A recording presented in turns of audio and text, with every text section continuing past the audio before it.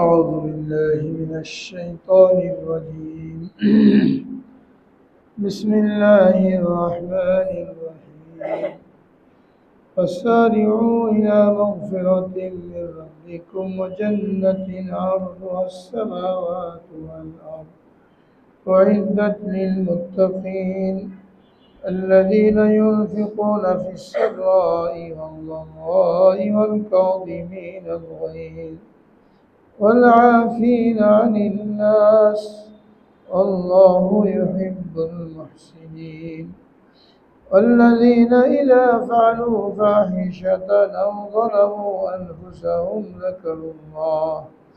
ذكروا الله فاستغفروا لذنوبهم ومن يغفر الذنوب إلا الله ولم يصروا على ما فعلوا وهم يعلمون صدق الله العظيم وصدق رسوله النبي الكريم ونحن على ذلك من الشاهدين والشاكرين الحمد لله رب العالمين الحمد لله সূরা আলে ইমরানের 133 নম্বর আয়াত থেকে তেলাওয়াত করা হলো। গত সপ্তাহে যে আয়াতগুলি নিয়ে আলোচনা হয়েছিল এর পরের আয়াত এইগুলি। এটা একটা রুকু, এই রুকুর মধ্যে আল্লাহ রাব্বুল আলামিন গুরুত্বপূর্ণ অনেকগুলি দিক নির্দেশনা বান্দাকে দান করেছেন। বান্দার কামিয়াবির জন্য, দুনিয়া আখিরাতের সফলতার জন্য এগুলোর উপরে আমল করা অত্যন্ত জরুরি। যেমন আগের তেলাওয়াতের মধ্যে ছিল আল্লাহ রাব্বুল আলামিন সুদ থেকে বেঁচে থাকার জন্য কঠিনভাবে নির্দেশ দিয়েছেন, ইয়া আইয়ুহাল্লাযীনা আমানু লা তাকুলুর রিবা আযআফান মুযাফা ওয়াত্তাকুল্লাহা লাআল্লাকুম তুফলিহুন। জাহেলিয়াতের যুগে, ইসলাম আসার আগে মক্কা, মদিনা, আরবের অন্যান্য শহরগুলি বিভিন্ন গুনার মধ্যে মানুষ লিপ্ত ছিল, জাহেলিয়াতের মধ্যে লিপ্ত ছিল। তার মধ্যে একটা ছিল মারাত্মক সুদ, চক্রবৃদ্ধি হারে তারা সুদ গ্রহণ করত। ইসলামের মধ্যে সুদকে হারাম করা হয়েছে এবং আল্লাহ রাব্বুল আলামিন যে সমস্ত লোক যারা সুদের সাথে জড়িত যদি ফিরে না আসে তাদের বিরুদ্ধে যুদ্ধ ঘোষণা করেছেন। আল্লাহ রাব্বুল আলামিন জানিয়ে দিয়েছেন, ফাআযানু বিহারবিন মিনাল্লাহি ওয়া রাসূলিহি। যারা সুদের সাথে জড়িত এরা যদি সুদ থেকে ফিরে না আসে তাহলে হে রাসূল, আপনি আল্লাহ তার রাসূলের পক্ষ থেকে এদের বিরুদ্ধে যুদ্ধ ঘোষণা করেন। আজকে আমাদের সমাজের মধ্যে যে অস্থিরতা, পেরেশানি, নৈতিক অধপতন, এগুলোর মূল কারণ হলো খাদ্য হারাম হওয়া, রিজিক হারাম হওয়া। রিজিক যদি হালাল হয় তো আমল ভালো হবে, আখলাক সুন্দর হবে। আর রিজিক যদি হালাল না হয় তাহলে ওই অঙ্গ প্রত্যঙ্গ দিয়ে কখনো ভালো আমল, ভালো কথা, ভালো কাজ এইগুলো প্রকাশ পেতে পারে না। এই জন্য আল্লাহ রাব্বুল আলামিন আম্বিয়া কেরামকে যে নির্দেশ দিয়েছেন, সাধারণ মুসলমানদেরকেও একই নির্দেশ দিয়েছেন একটা ক্ষেত্রে। সেটা হলো, তোমরা যদি নেক আমল করতে চাও তাহলে হালাল খাদ্য ভক্ষণ করো। নবীদেরকে বলছেন, ইয়া আইয়ুহার রাসূল কুলু মিনাত তাইয়্যিবাতি ওয়া'মালু সালিহা। হে আমার রাসূলগণ, তোমরা হালাল খাদ্য ভক্ষণ করো এবং নেক আমল করো। আগে বলা হয়েছে হালাল খাদ্য খাও, এরপরে বলা হয়েছে নেক আমল করো। উলামায়ে কেরাম বলেন এর অর্থ হলো নেক আমল করার তৌফিক লাভ করা। নেক আমল করতে পারা এটা নির্ভর করে খাদ্য হালাল কিনা। এটা তো নবীদেরকে নির্দেশ দিয়েছেন, সাধারণ মুসলমান তাদেরকেও নির্দেশ দিয়েছেন, ইয়া আইয়ুহাল্লাযীনা আমানু কুলু মিন তাইয়্যিবাতি মা রাযাকনাকুম, হে ঈমানদারগণ, আমি তোমাদেরকে যে হালাল রিজিক দান করেছি তোমরা এখান থেকে খাও, আমালু সালিহা, এবং নেক কাজ করো। যতক্ষণ না পর্যন্ত রিজিক হালাল হবে, বিশেষ করে খাদ্য যার দ্বারা শরীরে রক্ত মাংস গঠিত হয়, ততক্ষণ পর্যন্ত মানুষের এই অঙ্গ প্রত্যঙ্গের ব্যবহার এটা সহি হবে না। চোখের ব্যবহার, কানের ব্যবহার, জবানের ব্যবহার, হাতের ব্যবহার, পায়ের ব্যবহার, প্রত্যেকটা অঙ্গের জন্য আল্লাহ রাব্বুল আলামিন বিভিন্ন কাজ দিয়েছেন। এই অঙ্গ দ্বারা এই সহি কাজগুলো প্রকাশ পাওয়ার জন্য জরুরি হলো রিজিক হালাল থাকা। যে পাঁচটা জিনিসের নাম ইসলাম, যে পাঁচটা জিনিসের উপরে চললে একজন মানুষ পরিপূর্ণ মুসলমান হবে, তার মধ্যে 3 নম্বরটা হলো রিজিক হালাল রাখা। অর্থাৎ ইসলামকে যদি 5 ভাগ করা হয়, তাহলে একটা ভাগ হচ্ছে 5 ভাগের 1 ভাগ, এটা হলো রিজিক হালাল রাখা। বিভিন্নভাবে আমাদের রিজিক হারাম হয়ে যায়, কখনো সুদ, কখনো ঘুষ, কখনো আত্মসাৎ, কখনো ভেজাল, কখনো মিথ্যা, প্রতারণা, ধোঁকা, বিভিন্নভাবে আমরা আমাদের রিজিককে হারাম করে ফেলি। গত সপ্তাহে অনেকগুলো দৃষ্টান্ত দেওয়া হয়েছিল যে কিভাবে আমরা রিজিককে হারাম করি, বিশেষ করে বিভিন্ন ক্ষেত্রে সুদের মধ্যে আমরা কিভাবে জড়িত, যেটাকে আমরা সুদ মনে করি না, এটাও সুদ। আমরা শুধু সুদ মনে করি, কাউকে দিলাম, ধার দিলাম, বেশি নিলাম, 1000 টাকা দিলাম, 1100 টাকা নিলাম, এটাকে আমরা সুদ মনে করি। সুদ শুধু এতটুকুর মধ্যে সীমাবদ্ধ না। রাসূল আকরাম সাল্লাল্লাহু আলাইহি ওয়াসাল্লাম মূল নীতি বলে দিয়েছেন, কুল্লু করজিন জাররা নাফআ ফাহুয়া রিবা, প্রত্যেক ওই ঋণ যা লাভ টেনে আনে ওটা সুদ। কাউকে আপনি ঋণ দিলেন, এর দ্বারা উপকৃত হলেন, এটা সুদ হয়ে গেল। অনেকগুলো দৃষ্টান্ত দেওয়া হয়েছিল, যেমন গ্রাম দেশে আমরা জমি বন্ধক রাখি, অনেকে একটা ব্যবসা, টাকা আছে টাকা দেয় আর জমি বন্ধক রেখে ওই জমি ভোগ করে। এরা হলো একটু ভদ্র সুদখোর। অভদ্র সুদখোর টাকা দেয়, সরাসরি টাকা নেই, 1000 টাকা দিয়ে 1100 টাকা নিল, তো লোকে তাকে সুদখোর বলে, সুদের ব্যবসা। আর যে লোক টাকা বিনিয়োগ করে কাউকে ঋণ দিয়ে জমি নিল বন্ধকি, আর ওই বন্ধকি জমি দ্বারা উপকৃত হলো, সে নিজেও এটাকে সুদ মনে করে না, আর অন্যরাও তাকে সুদখোর মনে করে না, বরং যে সরাসরি টাকা বিনিয়োগ করে ওখান থেকে লাভ নেই তাকে সুদখোর বলে। কিন্তু এই সুদখোর আর ওই সুদখোর, এই দুইয়ের মধ্যে কোনো পার্থক্য নেই। কারণ হাদিসে মূলনীতি বলে দেওয়া হয়েছে যে ঋণ দ্বারা উপকৃত হয় ওইটাই সুদ। তো উপকৃত হওয়ার একটা স্রোত হলো এইটা, জমি বন্ধক রেখে ওখান থেকে উপকৃত হয়। অনেকে স্বর্ণ বন্ধক রাখে, স্বর্ণ বন্ধক রেখে জরুরি টাকা নিল, ঠিক আছে, বন্ধক নেওয়া ঠিক আছে, ঋণ নেওয়া ঠিক আছে, বন্ধক রাখাও ঠিক আছে, কিন্তু যার কাছে রাখা হলো সে এটার দ্বারা উপকৃত হলো। উপকৃত কেমন? সাধারণ মানুষ 50,000 টাকা ঋণ দিয়েছে, 1 ভরি স্বর্ণের অলংকার রেখে গেছে। এখন কোনো সময় বিয়ে বাড়ি যেতে হবে, কোনো আত্মীয় বাড়ি যেতে হবে, তো মহিলা কি মনে করলো, স্বর্ণ তো আছেই, শুধু পরে যাবো অল্প সময়ের জন্য, অসুবিধা কি।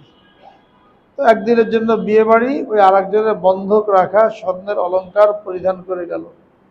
এটা উপকৃত হলো না? থেকে উপকৃত কেমনে হলো? সে ঋণ দিয়েছিল, ঋণের বিনিময়ে তার কাছে স্বর্ণ রাখা হয়েছে, সেটা ব্যবহার করে এর দ্বারা উপকৃত হলো।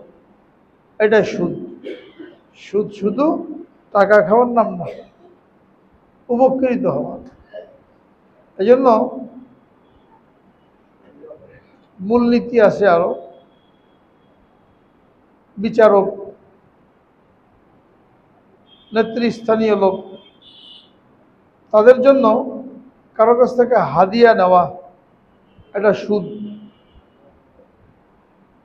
বিচারকের কাছে বড় মাছ একটা নিয়ে গেছে, কালকে রায় হবে, আগের দিন বাড়িতে বড় একটা মাছ নিয়ে গেছে, উদ্দেশ্য কি?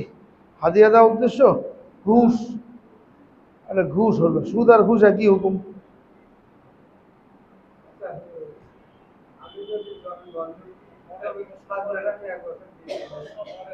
হ্যাঁ, খাজনা, খাজনার কয় টাকা? 300 টাকা খাজনা। খাজনায় কোনো কাজ হবে না।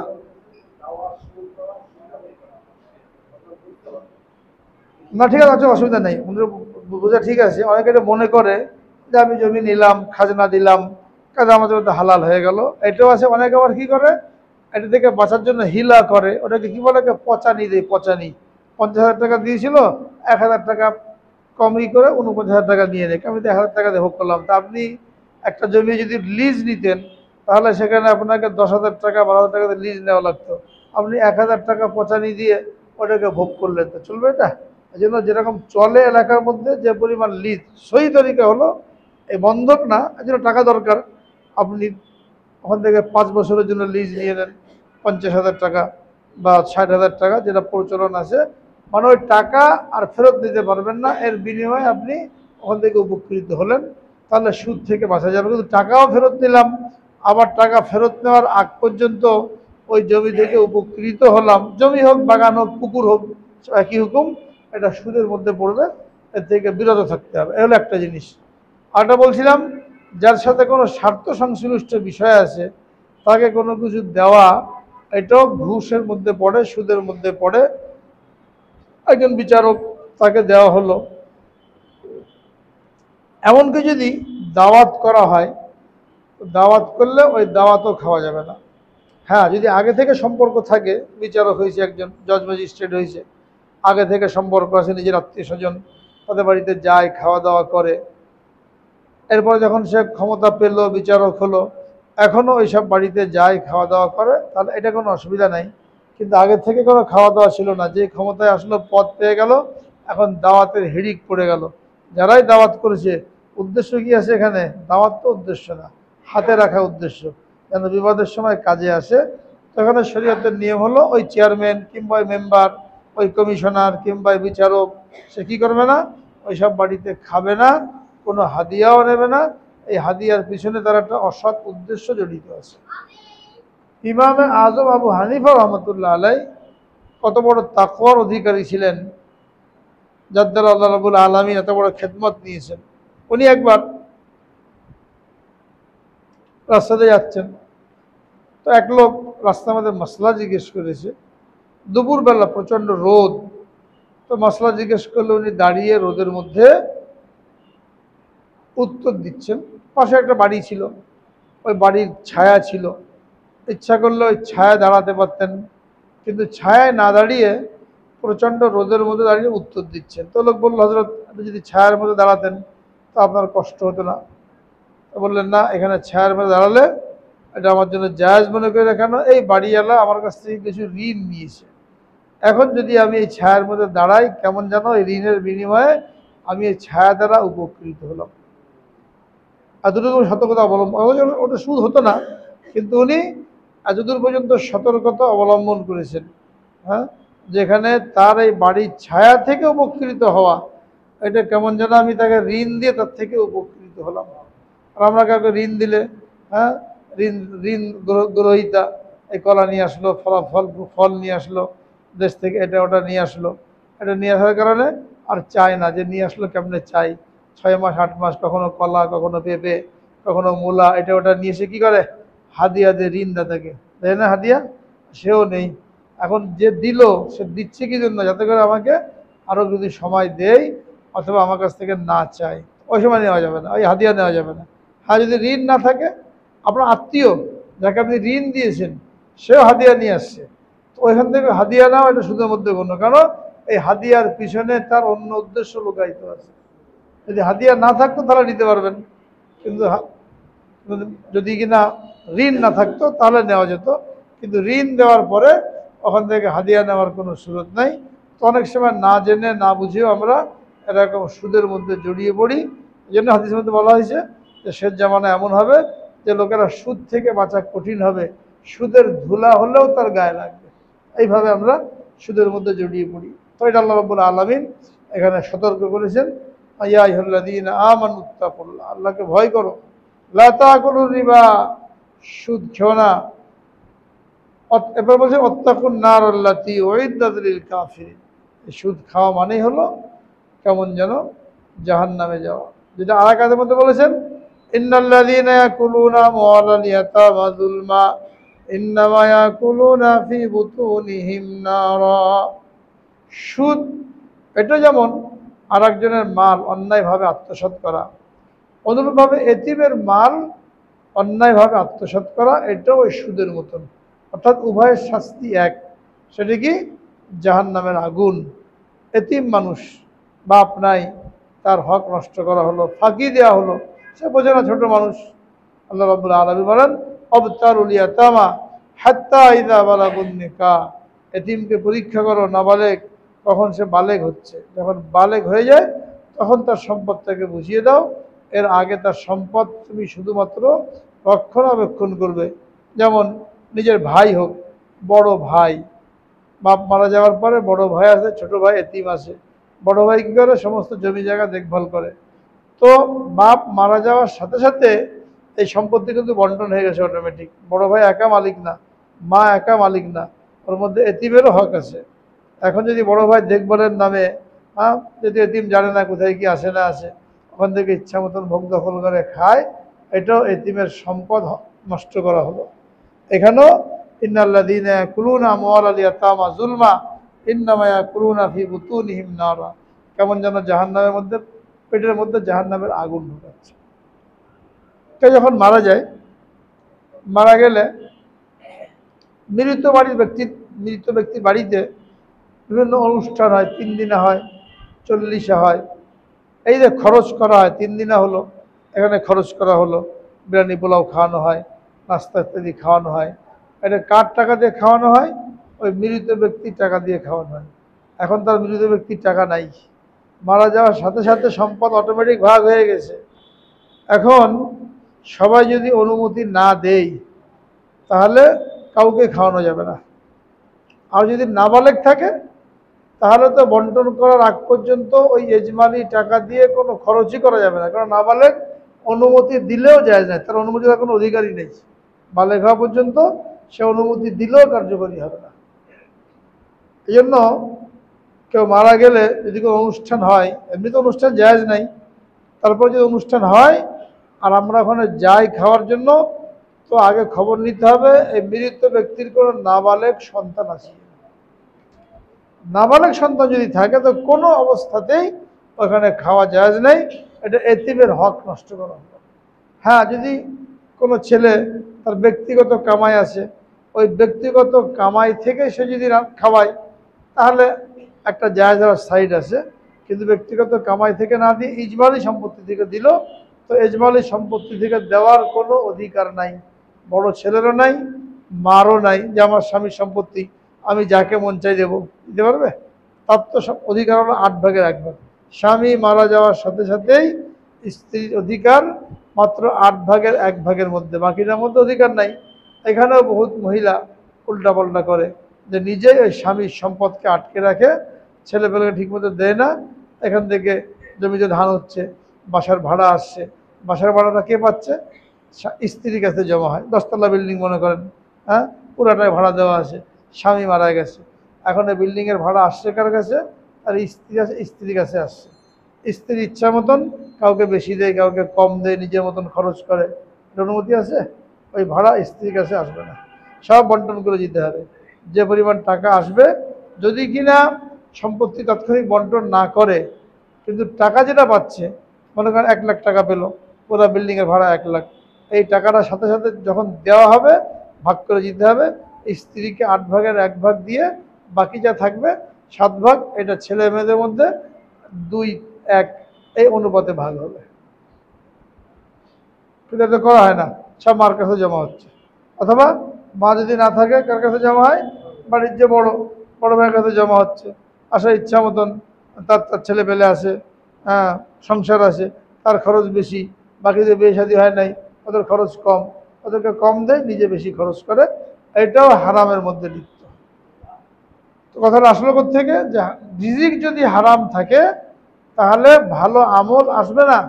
রিজিক হারাম থাকার স্রোত হলো এইগুলো। আমরা এটা হারাম মনে করি না, হারাম মনে করি সরাসরি আত্মসাৎ করলাম, ফাঁকি দিলাম, বা কোনো হারাম জিনিস কিনলাম বা খেলাম, এটাকে হারাম মনে করি। কিন্তু এইগুলো যে হারাম হয়ে যাচ্ছে এটা আলোচনাও হয় না, আমাদের চিন্তার মধ্যেও আসে না।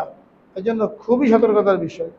আর যদি বোন থাকে, বোনের হক যদি না দেওয়া হয়, এভাবে চলছে 3 ভাই 1 বোন, 3 ভাই খাচ্ছে লুটপাট করে, বোনদেরকে দেয় না। বোন যখন বেড়াতে আসে একটু খাওয়া টাওয়া দিল, বা ঈদের সময় কাপড় টাপড় কিনে দিল, এর বাইরে বোনের হক আর দেয় না, বোন চায়ও না।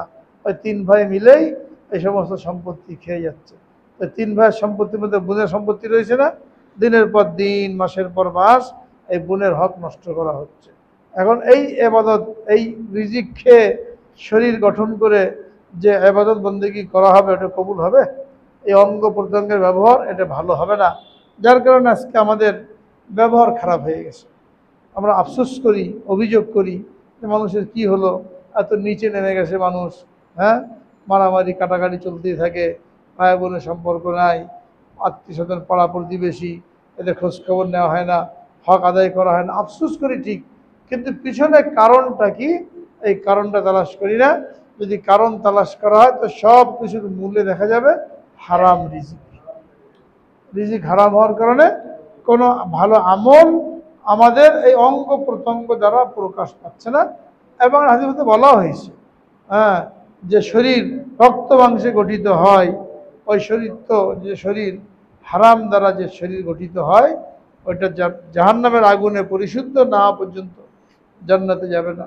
আর যে কাপড় পরিধান করা হলো, ওর মধ্যে যদি সামান্য কিছু হারামের মিশ্রণ থাকে, ততদিন পর্যন্ত এই কাপড় পরিধান করবে, তার কোনো ইবাদত বন্দেগী আল্লাহ তাআলার দরবারে কবুল হবে না। এই আয়াতের মধ্যে যদিও আল্লাহ রাব্বুল আলামিন শুধুমাত্র সুদের কথা বলেছেন, যে সুদ থেকে বাঁচো, উদ্দেশ্য হলো শুধু সুদ না, অন্যের কাছ থেকে যে কোনোভাবে অন্যায়ভাবে আত্মসাতের মাধ্যমে যেটা নেওয়া হয় ওইটাই হারাম। তো সুদ থেকে বাঁচা যেমন জরুরি, ওই সমস্ত হারাম রিজিক থেকে বাঁচা এটাও জরুরি।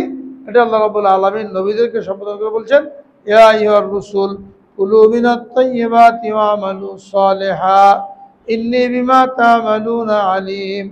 হে রাসূলগণ, তোমরা হালাল রিজিক ভক্ষণ করো, এরপরে নেক আমল করো। অর্থাৎ নেক আমল পাওয়ার জন্য, অঙ্গ প্রত্যঙ্গ দ্বারা নেক আমল প্রকাশিত হওয়ার জন্য, প্রকাশ পাওয়ার জন্য হালাল রিজিক ভক্ষণ করা, হালাল রিজিকের দ্বারা এই শরীরকে গঠন করা জরুরি। আল্লাহ তাআলা আমাদেরকে আমল করার তৌফিক দান করেন। এরপরে আয়াত আল্লাহ রাব্বুল আলামিন বলেন, তোমাদেরকে তো আমি সৃষ্টি করেছি মূলত আখিরাতের জন্য, দুনিয়ার জন্য না। এই দুনিয়ার ভোগ বিলাসের মধ্যে লিপ্ত হয়ে গেলে, দুনিয়ার আরাম আয়েশের পিছনে পড়ে আখিরাতকে ভুলে গেলে, তোমাদের আসল টার্গেট, আসল উদ্দেশ্য হলো আখিরাত। এই আখিরাতকে পাওয়ার জন্য, আখিরাতকে ঠিক করার জন্য তোমরা এখানে মেহনত করো। আল্লাহ রাব্বুল আলামিন টার্গেট ঠিক করে দিয়েছে। প্রত্যেক মানুষের জীবনে একটা টার্গেট থাকে। টার্গেট যদি না থাকে তাহলে মানুষ কখনো গন্তব্যে পৌঁছতে পারে না। রাস্তা দিয়ে হাঁটছে, কোথায় যাবেন? কোনো না কোনো জায়গায় এমনি হাঁটছে, তো নির্দিষ্ট কোনো গন্তব্যে পৌঁছতে পারবে না। আর টার্গেট করে যদি বের হয় তো দেরি হলেও এখানে পৌঁছে যাবে। লেখাপড়া করে একটা টার্গেট থাকে, কি করতে চাও তুমি? বলে আমি ডাক্তার হব, ইঞ্জিনিয়ার হব, প্রফেসর হব, ব্যবসায়ী হব। তো সে টার্গেট পর্যন্ত পৌঁছতে পারে। আর যদি না থাকে তাহলে এদিক ওদিক হয়ে যায়। আল্লাহ রাব্বুল আলামিন আমাদেরকে দুনিয়াতে পাঠিয়েছেন, আমাদের টার্গেট এবং লক্ষ্যবস্তু নির্ধারণ করে দিয়েছেন। সেটা কি? তোমাদেরকে ইন্নামাদ দুনিয়া খুলিকাত লাকুম ওয়া ইন্নাকুম খুলিকতুম লিল আখিরাহ, দুনিয়া তোমাদের জন্য সৃষ্টি করা হয়েছে আর তোমাদেরকে আখিরাতের জন্য সৃষ্টি করা হয়েছে। এই জন্য রাসূল আকরাম সাল্লাল্লাহু আলাইহি সাল্লাম লানত করেছেন, তাইসা আব্দুদ দিনার ওয়াদ দিরহাম, টাকা পয়সার বান্দা ধ্বংস হোক, টাকা পয়সার বান্দা ধ্বংস হোক। অর্থাৎ যার উদ্দেশ্য থেকে টাকা পয়সা কামাই করবো, আরও টাকা পয়সা দরকার, কোন পথে আসলো, হালাল না হারাম, এইগুলো দেখার সুযোগ নাই। তার উদ্দেশ্য টার্গেটই হলো কি করে লাখপতি হব, কোটিপতি হব, জমি জায়গার মালিক হব, পাল্লা দিয়ে যাচ্ছে। তাদের সম্পর্কে বলেন তাইসা আব্দুদ দিনার ওয়াদ দিরহাম, টাকা পয়সার গোলাম, এ ধ্বংসের বদদুয়া করেছে। আমাদের টার্গেট আল্লাহ রাব্বুল আলামিন নির্ধারণ করে দিয়েছেন। সেটা কি? হযরত আদম আলাইহিস সালামকে যখন আল্লাহ রাব্বুল আলামিন দুনিয়াতে পাঠালেন, দুনিয়াতে পাঠানোর সময় তাকে জানিয়ে দিলেন কুলনা বিতু মিনহা জামিআ, তাদেরকে আমি বললাম যে তোমরা দুনিয়াতে চলে যাও। দুনিয়াতে যাওয়ার পরে আমার পক্ষ থেকে তোমাদের নিকট হেদায়েত আসবে, কিতাব আসবে। ফামান তাবিয়া হুদায়া, যে ব্যক্তি কিতাব এবং হেদায়েতকে অনুসরণ করবে, ফালা খাউফুন আলাইহিম ওয়ালা হুম ইয়াহজানুন, এদের কোনো ভয় থাকবে না, পেরেশানি থাকবে না। মৃত্যুর সময় দুনিয়া ছেড়ে আসতে কোনো টেনশন থাকবে না। হ্যাঁ, আর নতুন যে জগতে যাচ্ছে এই জগৎ সম্পর্কে কোনো আশঙ্কা থাকবে না যে আমার সাথে কী ব্যবহার করা হয়। ওই কিতাবের মধ্যে আল্লাহ রাব্বুল আলামিন সেই নির্দেশনা দিয়েছেন, যে নির্দেশনা অনুসরণ করে বান্দা তার টার্গেট পর্যন্ত পৌঁছতে পারে। এই টার্গেটটা হলো জান্নাত, যেখানে আদম আলাইহিস সালামকে রাখা হয়েছিল এবং পরীক্ষার জন্য আল্লাহ রাব্বুল আলামিন তাকে দুনিয়াতে পাঠিয়ে দিলেন। সকলের জন্য সে জান্নাতকে টার্গেট বানিয়ে দিয়েছেন। যে ব্যক্তি জান্নাতকে টার্গেট করে তার জীবনকে পরিচালনা করে তাকে হাদিসের মধ্যে বুদ্ধিমান বলা হয়েছে। আর যে ব্যক্তি টার্গেটকে ভুলে যায়, মন চায় জিন্দেগি যাপন করে, খায়সাত মতন চলে, শখ পুরা করে, যেটা শখ হলো ওইটা পুরা করতেই হবে, হালাল হারামের কোনো পরোয়া নাই। এই শখ পুরা করতে যে পুরুষ লোকেরা ঘুষের মধ্যে জড়িয়ে পড়ে। হ্যাঁ, মহিলার শখ পুরা করতে যে কারো কোনো কাপড় দেখলো, কোনো কারো বাসায় যে আলমারি দেখলো, খাট দেখলো, কোনো দামি দামি জিনিস দেখলো, ওনার মনে ধরেছে এটা আমারও দরকার, পুরা করতে হবে এখন। হ্যাঁ, স্বামী চাকরি করে, নির্দিষ্ট একটা পরিমাণে বেতন পায়, এই শখ পুরা করা সম্ভব না। চাপের কারণে আস্তে আস্তে তাকে অবৈধ পথে পা বাড়াতে হয় ওই শখ পুরা করতে। এই জন্য বলছেন বুদ্ধিমানকে আর বেওয়াকুফকে, মূর্খকে এর সংজ্ঞা বলে দিয়েছেন, আল কাইয়িসু মান দানা নাফসাহু ওয়া আমিলা লিমা বাদাল মাউত ওয়াল আজিজু মান আতবা নাফসাহু হাওয়াহা ওয়া তামান্না আলাল্লাহিল আমানি। রাসূল আকরাম সাল্লাল্লাহু আলাইহি ওয়াসাল্লাম ইরশাদ করেন, বুদ্ধিমান ওই ব্যক্তি যে নিজের খায়সাতকে প্রধানত করে, মন চায় জিন্দেগিকে কুরবানি করে, যেটা মন চায় ওটা করে না। মশলা জানে বলে আমাদের কাছে জিজ্ঞেস করে এটা আমার জন্য করা যায় আছে কিনা। ও আমিল আলিমা বাদাল মউত, আর মৃত্যু পরবর্তী জীবনের জন্য প্রস্তুতি গ্রহণ করে। ওয়াল আজিজ, মূর্খ, আহমক, বেওয়াকুফ, আতবা নাফসাহু হাওয়াহা, নিজেকে খায়সাতের পিছনে ফেলে দিয়েছে, মসলা জিজ্ঞেস করা প্রয়োজন মনে করে না, জায়েজ না জায়েজ, হালাল হারাম এইগুলো জানার প্রয়োজন মনে করে না। আতবা নাফসাহু হাওয়াহা, যেটা মন চায় ওইটাই করছে, শখ পুরা করছে, কামাইও করে ইচ্ছা মতন, খরচও করে ইচ্ছা মতন, আল্লাহর হুকুম আছে কিনা, ইসরাফ হলো কিনা, অপব্যয় হলো কিনা, শয়তানের ভাই হয়ে যাচ্ছে কিনা, এগুলো চিন্তা করার সময় নাই। পয়সা আছে, খরচ করছে। আবার আল্লাহর উপরে আশা রাখে আল্লাহ তো মাফ করে দেবে। আল্লাহর হুকুম পালন না করে আল্লাহর উপরে আশা করলাম তো মাফ পাওয়া যাবে? বান্দা সাধ্য মতন চেষ্টা করবে, এরপরে যদি ভুল হয় তখন আল্লাহ গফুরুর রহিম, মাফ করে দেবে। যে বান্দা চেষ্টা করেছে, সাধ্য মতন চেষ্টা করেছে। এটা কেমন? বুজুর্গানে কেরাম একটা মিসাল দিয়ে একটা দৃষ্টান্তে বুঝিয়েছে। ছোট বাচ্চা কেবলই হাঁটতে শিখেছে, হাঁটে দুই পা হাঁটে পড়ে যায়। হ্যাঁ, তো তাকে উৎসাহিত করার জন্য বাপ কিংবা মা তাকে ডাকা, আসো আসো আসো। এখন বাচ্চা এই পড়ে যাচ্ছে হেলে দুলে, সে চেষ্টা করে এই ডাকে সাড়া দিয়ে হাঁটার জন্য, দুই চার পা যাওয়ার পরে পড়ে যায়, তো বাপ মাসি কী করে, কোলে তুলে নিয়েছে। যদি না আসতো ওখান থেকে হেঁটে আর না পড়তো, কোলে তুলে নিত। চেষ্টা করেছে হাঁটার জন্য, পারে নাই, তাড়াতাড়ি যে বাপ মা কী করে, কোলে তুলে নেয়, চুমা খায়। আল্লাহ রাব্বুল আলামিন বান্দাকে নির্দেশ দিয়েছেন, এটা করো ওইটা করো। বান্দা চেষ্টা করতে যে ভুল হয়ে যায়, আল্লাহ তাআলা এটাকে মাফ করে দেন। চেষ্টাই করলো না, দাঁড়িয়ে রয়েছে, ওই বাচ্চা যদি দাঁড়ায় থাকে তো বাপ মা কোলে তুলে নেবে? তা আমি চেষ্টা করলাম না, তাহলে তো আল্লাহ পাক মাফ করবেন না। এজন্য চেষ্টা করতে হবে। আর মূর্খ কি করছে, বেয়াকুব কি করছে, ইচ্ছা মতন চলে আর কি করো, তামান্না আলাল্লাহিল আমানি, আল্লাহর উপরে আশা করে যে আল্লাহ তো রহমানুর রহিম, আল্লাহ তো গফুরুর রহিম, আল্লাহ তো মাফ করে দেবেন, যেটা আমরা বেশিরভাগ ক্ষেত্রে করে থাকি। এই জন্য আল্লাহ রাব্বুল আলামিন বলেন, ওয়াসারিউ ইলা মাগফিরাতিম মির রাব্বিকুম ওয়া জান্নাতিন আরদুহাস সামাওয়াতু ওয়াল আরদ উইদ্দাত লিল মুত্তাকিন। ঈমানদারদেরকে সম্বোধন করে বলেন, হে ঈমানদারগণ, তোমরা আল্লাহর মাগফিরাতের দিকে দৌড়াও, আল্লাহর ক্ষমা লাভ করার দিকে দৌড়াও, ধাবিত হও। কিসের মধ্যে আল্লাহর ক্ষমা পাওয়া যাবে? সারিউ ইলা মাগফিরাতিম মির রাব্বিকুম, তোমার কাজ এটা, টার্গেট এটা, আল্লাহকে খুশি করো। ভুল হয়ে গেলে, অন্যায় হয়ে গেলে, গুনাহ হয়ে গেলে আল্লাহর কাছ থেকে মাপ চেয়ে নাও। ও জান্নাতিন, আর ওই জান্নাতের দিকে দৌড়াও, যে জান্নাতে যাওয়ার জন্য, জান্নাতের পাথেয় সংগ্রহ করার জন্য দুনিয়ার বিভিন্ন আসবাব দিয়ে তোমাকে দুনিয়াতে পাঠানো হয়েছে। ও জান্নাতিন আরদুহাস সামাওয়াতু ওয়াল আরদ, যে জান্নাতের চওড়াই হলো আসমান এবং জমিন। চওড়া, লম্বা কত, এটা কি দিয়ে বুঝাবেন? মানুষ দেখেছে আসমান থেকে জমিন, হ্যাঁ, লম্বা কতটুকু হতে পারে এটা কোনো কল্পনা করতে পারে না। যেটা মানুষ কল্পনা করতে পারে ওইটা বুঝিয়েছে। ওই জান্নাতের দিকে দৌড়াও, যে জান্নাতের চওড়াই হলো আসমান থেকে জমিন। লম্বা কত হবে এটা তো জান্নাতে গেলে বুঝতে পারবে। কি বলা হয়েছে? একটা গাছ জান্নাতের মধ্যে, এই গাছের ছায়ার মধ্যে একটা ঘোড়া যদি দৌড়ায় 100 বছর পর্যন্ত, তো ছায়া শেষ হবে না। 100 বছর দৌড়াতে থাকবে, ছায়া শেষ হবে না। ওর দ্বারা বুঝে আসে কি বিশাল জান্নাত আল্লাহ রাব্বুল আলামিন দেবেন, কম পক্ষে 11 দুনিয়ার সমান। সবচেয়ে নিম্ন দরজার যে জান্নাতি হবে, 11 দুনিয়ার সমান থেকে জান্নাত দেওয়া হবে। 10 দুনিয়ার সমান আর একটা দুনিয়া, 11টা। এখন এটা কি মন চাই জিন্দগি যাপন করলে পাওয়া যাবে?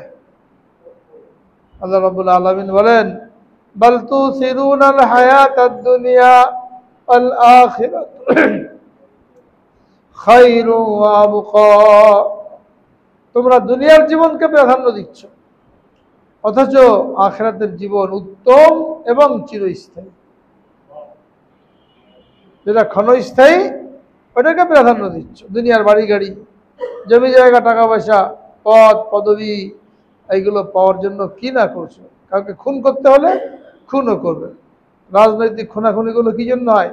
প্রতিপক্ষকে দুনিয়া থেকে সরিয়ে নিজের আধিপত্য কায়েম করতে হবে। কত আধিপত্য থাকবে? আধিপত্য কায়েম করার জন্য নিরীহ মানুষকে খুন করা হচ্ছে, গুম করা হচ্ছে, দুনিয়ার সামান্য পদ ধরে রাখার জন্য। পরিণতি কি চিন্তা করলাম না। মাঝে মাঝে আল্লাহ রাব্বুল আলামিন দুনিয়াতে দেখিয়ে দেন, আসল পরিণতি তো আখিরাতে। দুনিয়াতে যা কিছু পরিণতি দেখানো হয় এটা তো শিক্ষা গ্রহণ করার জন্য, হ্যাঁ। এরপর যদি শিক্ষা গ্রহণ না করে, এটাতে বড় হতভাগা কি হতে পারে? আর আরো বড় পতন, আরো বড় শিক্ষণীয় বিষয় এই সমস্ত লোকের সামনে অপেক্ষা করেছে, যারা একটা ঘটনা থেকে শিক্ষা না নিয়ে আরো অহংকারী হয়, আরো উদ্ধত্ত ভাব প্রকাশ করে।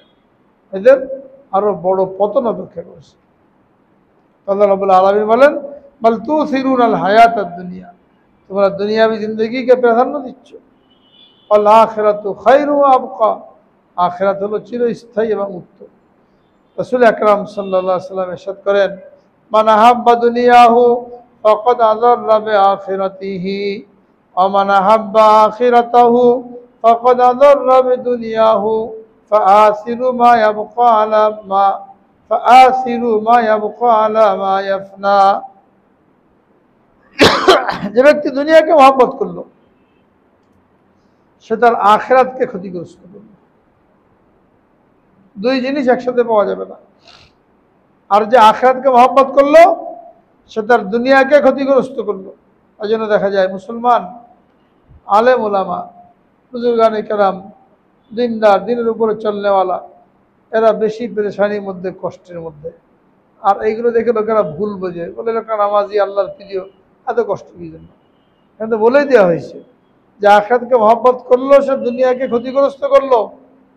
দিনদার মানুষ, আলেম ওলামা, বুজুর্গানে কেরাম, তারা আখিরাতকে প্রাধান্য দিচ্ছেন, তো দুনিয়া ক্ষতিগ্রস্ত হবেই। কেমন ক্ষতিগ্রস্ত হবে? ওটা আল্লাহ রাব্বুল আলামিন আর এক আয়াতের মধ্যে বলেছেন, وَلَنَبْلُوَنَّكُمْ بِشَيْءٍ مِّنَ الْخَوْفِ وَالْجُوعِ وَنَقْصٍ مِّنَ الْأَمْوَالِ وَالْأَنفُسِ وَالثَّمَرَاتِ وَبَشِّرِ الصَّابِرِينَ। আমি তোমাদেরকে পরীক্ষা করব দুনিয়াতে ক্ষতির মাধ্যমে। ক্ষতি কি? কখনো জানের ক্ষতি, জান চলে যাবে, জিহাদের ময়দানে শহীদ হয়ে যাবে। মিনাল খাউফ, ভয় থাকবে, ভীত সন্ত্রস্ত থাকবে দিনের উপরে চলতে, যে কখন কি হয়, ভয় থাকে, নির্ভয় জীবন কাটিয়ে দিচ্ছে। এটা ইমানের আলামত না, ভয় থাকবে। যেমন আগের যুগে দিনের উপরে চললে নওজোয়ানকে দাঁড়িয়ে রাখলো, পাজামা পাঞ্জাবি বললো, মাথায় টুপি লাগালো, 5 ওয়াক্ত নামাজ পড়লো। হ্যাঁ, ফজরের টাইমে যে সমস্ত নওজোয়ানগুলো, যুবক ছেলেপেলেগুলো মসজিদে নামাজ পড়তে আসতো, এই র্যাব পুলিশ টার্গেট করতে, এরা জঙ্গি। ফজরের নামাজে কেমনে ঘুম, আরামের ঘুম বাদ দিয়ে এরা ফজরের নামাজ পড়তে যায় মসজিদে। হ্যাঁ না, ফজরের নামাজ পড়ে মসজিদ থেকে বের হয়েছে, গুম করে দিয়েছে। আগে সরকারের আমলে গুম করে দেওয়া হয়েছে।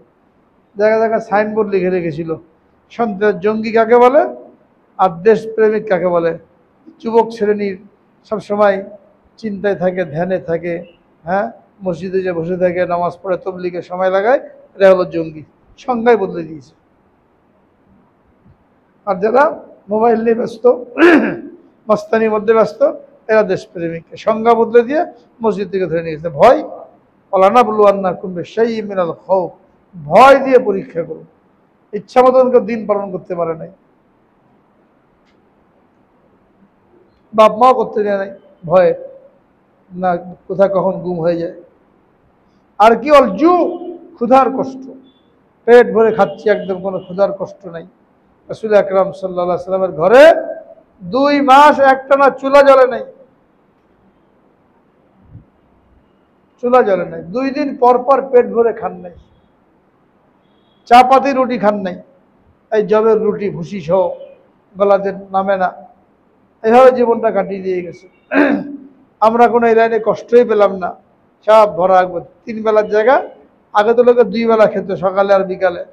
ঘরে চেরাক ছিল না, রাতের বেলা চেরাক জ্বালিয়ে খাবে, যা কিছু খাওয়ার বিকালেই খেয়ে নিত। আমরা 2 বেলার জায়গায় কয়বার খাই, খাওয়ার তালিয়ে আছি 5 বার, 7 বার, 10 বার। হ্যাঁ, ওই পর্যায়ে তো যায়নি। তো বুঝতে হবে যে আমার ইমানকে আল্লাহ তাআলা এখনো কবুল করেন না। যদি কবুল করতেন, এই পরীক্ষার মধ্যেও ফেলতেন। মিনাল খাউফি ওয়াল জু ওয়া নাকসিম মিনাল আমওয়ালি ওয়াল আনফুস, মাল ক্ষতিগ্রস্ত হবে, কখনো চুরি হবে, ডাকাতি হবে, চিন্তা হবে, ব্যবসায় ক্ষতিগ্রস্ত হবে, আগুনে পুড়ে যাবে, পানির মধ্যে চলে যাবে। হ্যাঁ, এইগুলো পরীক্ষা আল্লাহর পক্ষ থেকে। আমি দিয়েছিলাম, আমি নিয়ে নিয়েছি। বান্দা অভিযোগ করে, অধৈর্য হয়, নাকি সবর করে। অসামারাত, ফল ফসলের ক্ষতি হবে। ধান লাগিয়েছে, 1 বছর হলো অনেক, আরেক বছর হয় নাই, শুকিয়ে গেছে, হ্যাঁ, কোনো চারাই গজায় নাই, বা চিটা ধান হয়ে গেছে, বা দাম পায় নাই পুরাপুরি। বিভিন্নভাবে আল্লাহ রাব্বুল আলামিন পরীক্ষা করবেন। যারা এখানে উত্তীর্ণ হবে, আল্লাহ রাব্বুল আলামিন এদেরকে সবরকারী বলে অভিহিত করেছেন এবং বলছেন, এই সমস্ত সবরকারীদের জন্য হে নবী আপনি সুসংবাদ দিয়ে দিন। অবাশশিরিস সাবিরিন, সুসংবাদ কি? উলাইকা আলাইহিম সালাওয়াতুম মির রাব্বিহিম ওয়া রাহমা ওয়া উলাইকা হুমুল মুহতাদুন, এই সমস্ত লোকদের উপরে আল্লাহর রহমত এবং শান্তি বর্ষিত হবে। শান্তি এর মধ্যেই, টাকা পয়সার মধ্যে না। বহুত লোকে টাকা পয়সা কামাই করে, কিন্তু ঘরে কি নাই? অশান্তি। ছেলেবেলে বিয়ে করিয়ে নিয়েছে, টাকার কোনো অভাব নাই, ছেলেবেলে কথাই শোনে না, উল্টাপাল্টা করেই যাচ্ছে, বাপকে ধরে মারে, মাকে ধরে মারে, ভাত টাত ফেলে দেয়। আবার বিয়ে করে নিয়ে আসছে তো বউ কথা শোনে না, দুজনে মিলেই বাপ মাকে পরেশান করে দিয়েছে। আর একজন গরিব মানুষ ছেলেপেলেকে দিন শিখিয়েছে, মার কত খেদমত করে, খানা পিনা জোটে না সবসময়, কিন্তু মার মন খুশি, ছেলে হ্যাঁ কথা শুনে খেদমত করে, বিয়ে করে নিয়ে আসছে গরিব ঘরের মেয়ে, সেও শাশুড়ির খেদমত করে, টাকা পয়সা নাই, এসি নাই, পালঙ্কে ঘুমাতে পারে না, কিন্তু এদের পরিবারে শান্তি আর শান্তি। হ্যাঁ টাকা পয়সা নাই, খানা পিনা ঠিক মতন জোটে না, আর একজন এসির মধ্যে থাকে, বিল্ডিংয়ের মধ্যে থাকে, আরামের মধ্যে, কিন্তু স্বামী স্ত্রী ঘুম নাই, টেনশন, চোখ দিয়ে পানি চলে, ছেলের কি হলো, ছেলের বউ কি হলো, ওই টাকা পয়সা এত কিছু, কি আমাদের অবস্থা। এটা হলো আল্লাহ পক্ষ থেকে পরীক্ষা। কি বলছেন, তোমরা আখিরাতকে প্রাধান্য দাও। রাসূল আকরাম সাল্লাল্লাহু আলাইহি ওয়াসাল্লাম পরামর্শ দিচ্ছেন, ফাআসিলু মা ইয়াবকা আলা মা ইয়াফনা, যেটা চিরস্থায়ী থাকবে ওইটাকে তোমরা প্রাধান্য দাও। কিসের উপরে? ক্ষণস্থায়ী জিনিসের উপর, অর্থাৎ দুনিয়ার উপরে আখিরাতকে প্রাধান্য দাও। যারা আখিরাতকে প্রাধান্য দেবে এরা দুনিয়াতে কখনো আরামে জিন্দেগি যাপন করতে পারবে না, কখনো না কখনো পেরেশানি আসবে। বিভিন্ন লাইনে আল্লাহ রাব্বুল আলামিন পরীক্ষা করবেন। সমস্ত আম্বিয়া কেরামকে করেছেন, সবচেয়ে বেশি পরীক্ষার মধ্যে ফেলেছেন সাইয়্যিদুল আম্বিয়া, আখিরি নবী, আমার আপনার নবী, যিনি সমস্ত নবীদের সর্দার। সমস্ত নবীরা যে পরিমাণ কষ্ট করেছেন, একা রাসূল আকরাম সাল্লাল্লাহু আলাইহি ওয়াসাল্লাম ওই পরিমাণ কষ্ট করেছেন। তাহলে দুনিয়া আখিরাত দুটো যদি একসাথে পাওয়া যেত, তাহলে সবচেয়ে প্রিয় ব্যক্তি আল্লাহর পরে যার স্থান, তাকে কি আল্লাহ রাব্বুল আলামিন কষ্টের মধ্যে ফেলতেন? আরামে রাখতেন। 2 মাস ঘরে চলে জল, ঘুমিয়েছেন কিসে? ছালার চট বিছিয়ে। হাফসা রাদিয়াল্লাহু তাআলা আনহাকে হয়তো ওমর ফারুক রাদিয়াল্লাহু তাআলা আনহু, ওনার কন্যা হাফসা রাদিয়াল্লাহু তাআলা আনহা, যিনি নবীজির স্ত্রী, জিজ্ঞেস করলেন যে তোমার ঘরে নবীজির বিছানা কেমন ছিল? বললেন একটা ছালার চট ছিল, এটাকে আমি বিছিয়ে দিতাম, ওর উপরে শুতেন। একদিন মনে করলাম একটু ডবল করে দিই, 2 ভাঁজ করে দিতে আরাম হবে, তাহলে তো ছালার চটটাকে 2 ভাঁজ করে দিলাম। রাসূল আকরাম সাল্লাল্লাহু আলাইহি ওয়াসাল্লাম সকালে জিজ্ঞেস করলেন আজকে কি বিছিয়েছো? বললেন রাসূলুল্লাহ, যে ছালার চটটা বিছায় ওইটাই বিছিয়ে দিয়েছি, আজকে একটু 2 ভাঁজ করে দিয়েছি, আমার একটু আরাম হবে এটা মনে করে। বললেন না, যেরকম 1 ভাঁজ ছিল ওরকম করে দাও, আজকে তো এই আরামের কারণে আমার তাহাজ্জুদই ছুটিয়ে গেছে, ঘুম ভাঙে নাই। তো ছালার চটে 2 ভাঁজ করলে কি 1 ভাঁজ করলে কি, কিন্তু এটাকে পছন্দ করেন নাই। ওমর রাদিয়াল্লাহু তাআলা আনহু নবীজির ঘরে প্রবেশ করেছেন একদিন দুপুরবেলা। নবীজি শুয়েছিলেন, একটা খাট ছিল, খাটের উপরে চাটাই ছিল, খেজুর গাছের পাতা দিয়ে চাটাই বানায় না, খেজুর গাছের পাটি, চাটাই বানায়। ওটা কি সমান না উঁচু নিচু থাকে? উঁচু নিচু থাকে না, শীতল পাটি তো আর না, শীতল পাটি সমান থাকে, খেজুরের পাটি সমান থাকে না, উঁচু নিচু থাকে। ওর উপরে শুয়েছিলেন খালি গায়ে, কোনো কাপড় ছিল না। হয়তো ওমর রাদিয়াল্লাহু তাআলা ঢুকলেন নবীজির ঘরে, রাসূল আকরাম সাল্লাল্লাহু আলাইহি ওয়াসাল্লাম উঠে বসলেন। বসলে সুন্দর চেহারা, শরীর, ওই পুরা পাটির দাগ পিঠের মধ্যে বসে গেছে। ঘরের মধ্যে তাকিয়ে দেখলেন একটা মশক, চামড়ার থলে পাওয়া যেত, ওর মধ্যে পানি রাখা হতো, একটা মশক দেওয়ালের মধ্যে ঝুলানো পানি রাখার জন্য, আর একটা থলে যার মধ্যে 1.5-2 কেজি আটা। আর শুয়েছেন খালি খাটে, বিছানার উপরে কোনো গদি নাই, চাদর নাই, পুরা পাটির নকশা পিঠের মধ্যে অঙ্কিত হয়ে গেছে। হয়তো আমাদের দেখে ক্রন্দন করতে শুরু করলেন, কাঁদতে লাগলেন। নবীজি বললেন, মা ইবকি কায়া ওমর, হে ওমর কেন কাঁদো, কোন জিনিস তোমাকে কাঁদাচ্ছে? ওমর বললেন, ইয়া রাসূলুল্লাহ, এই কিসরা, কাইসার, পারস্য, রোম, তখনকার পরাশক্তি, এদেরকে আল্লাহ তাআলা কত কিছু দিয়েছেন, কোনো কিছুর অভাব নাই, আপনি দোজাহানের বাদশাহ, আপনার ঘরের এই অবস্থা তা দেখতে পাচ্ছি আমি। রাসূল আকরাম সাল্লাল্লাহু আলাইহি ওয়াসাল্লাম বললেন, হে ওমর, তোমাকে আমি বুদ্ধিমান মনে করতাম, তোমার এই কথার মধ্যে বুদ্ধির কোনো প্রমাণ নাই। আল্লাহ তাআলা তাদেরকে দুনিয়াতে দিয়ে দিয়েছেন, আখিরাতে কিছু নাই, আমাদের জন্য আখিরাতে রেখে দিয়েছেন। তাহলে কি বোঝা গেল হাদিস দ্বারা? যে 2 জগৎ একসাথে জমা হবে না।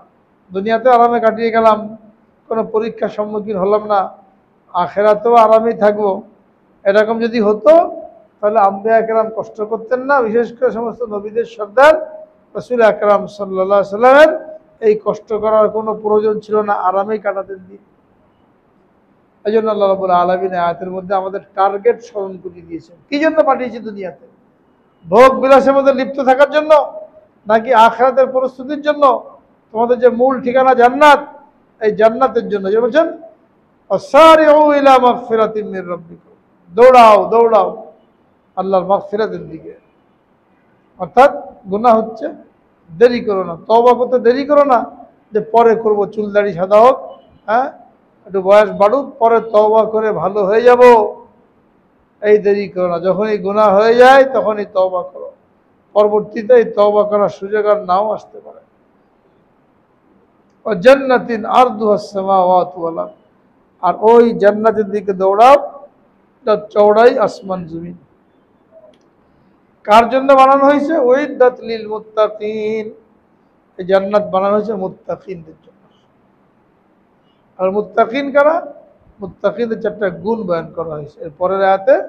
মুত্তাকিনদের 4টা গুণ বয়ান করা হয়েছে, এই গুণগুলো এর মধ্যে থাকবে, এরা হলো মুত্তাকি। এই গুণগুলি সম্পর্কে ইনশাআল্লাহ আগামী সপ্তাহে আলোচনা হবে। আল্লাহ পাক সকলকে মুত্তাকিন হওয়ার তৌফিক দান করেন। আখিরু দাওয়ানা আলহামদুলিল্লাহি রাব্বিল আলামিন।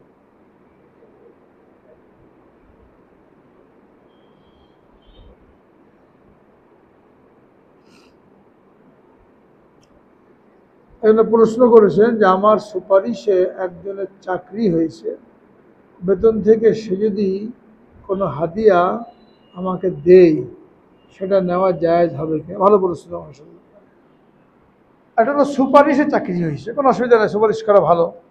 আর এটা হলো অন্যায় তদবির করে হয়েছে। এখন এই অন্যায় তদবির হওয়ার কারণে যদি ওখান থেকে কিছু আসে, এটা কেমন যেন ঘুষ।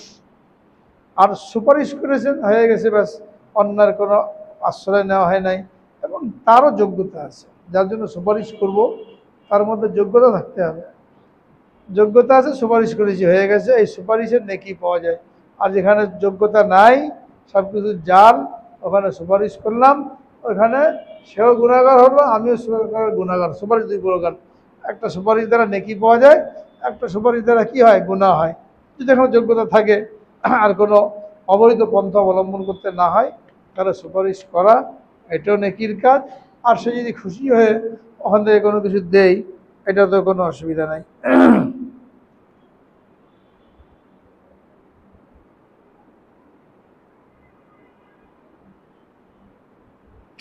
আমেরিকা ইউরোপে স্থায়ীভাবে বসবাস করার সুযোগ পেলে গ্রহণ করা যাবে কি না? মুসলমানের জন্য মুসলমান দেশে বসবাস করা, যেখানে দিনের উপরে চলা সহজ, হারাম থেকে বাঁচা সহজ, যদি খেয়ে পরে বাঁচার মতো অবস্থা থাকে, উচ্চভিলাষী না, কোনো রকমের তার দিন চলে যায়, না খেয়ে মরতে হয় না, এরকম যদি হয়, তাহলে অমুসলিম দেশে যাওয়া এটা অপছন্দনীয়, ইমানের ঝুঁকি আছে।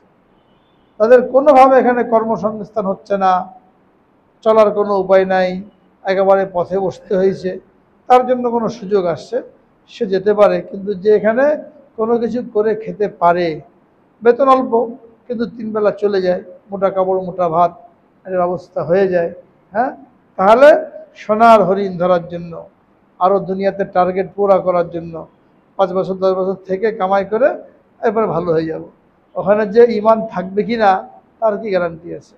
হ্যাঁ, আগের গবেষণায় দেখা গেছে যে যারা ইউরোপ আমেরিকায় যায় স্থায়ীভাবে থাকার জন্য, এদের 3য় প্রজন্ম সব খ্রিস্টান হয়ে গেছে। 3য় প্রজন্ম খ্রিস্টান হয়ে গেছে। বাপ গেছে, ছেলে পেলে হয়েছে, তো বাপ ছেলেকে মানুষ করেছে, বাপ যখন মারা গেল ওই ছেলে পেলে আর ওদের পরবর্তী 3য় প্রজন্ম থেকে মানুষ করতে পারে নাই।